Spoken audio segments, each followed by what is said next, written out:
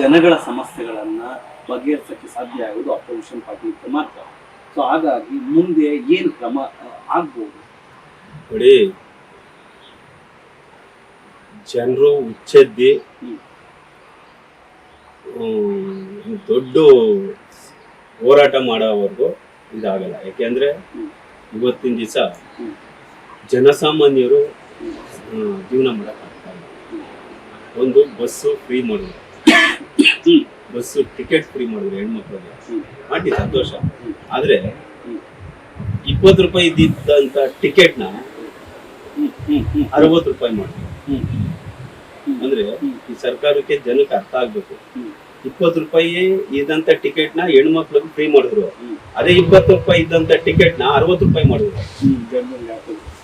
ಗಂಡಂಗ್ ಹಾಕಿದ್ರ ಮಕ್ಳಿಗೆ ಹಾಕಿದ್ರ ಇನ್ನೂ 20 ರೂಪಾಯಿ ಸೇರ್ಸಕವ್ರೆ. ಅದಿನ್ನ ನಮ್ಮ ತಾಯಿಂದಿರಿಗೆ ಅರ್ಥ ಆಗ್ತವ್ರೆ.